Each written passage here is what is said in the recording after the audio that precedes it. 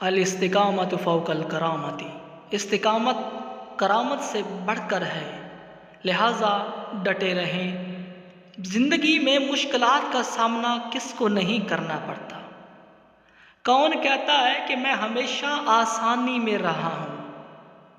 कौन कहता है कि वो मुश्किलात से नावाकिफ़ है, जब इस बात से हम में से हर कोई वाकिफ़ है कि मुश्किलात आती ही हैं, तो फिर हम क्यों इनसे घबराते हैं।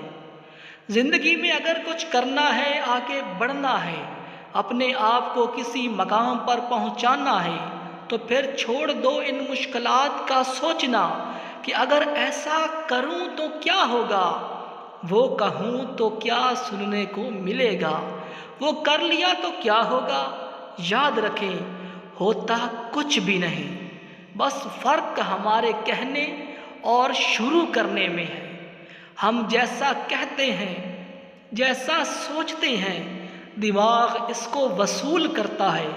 अगर आप किसी काम के बारे में ये सोचती हैं कि आप नहीं कर सकते, तो दिमाग इस पर काम करना शुरू कर देता है। अगर आप किसी काम के बारे में ये सोचें कि मैं ये कर सकता हूँ, तो दिमाग इसके मुवाफ़िक चीज़ों पर काम करना शुरू कर देता है। लिहाजा पुरउम्मीद रहें, पुरजोश रहें और जो भी करना चाहते हैं शुरू कर दें।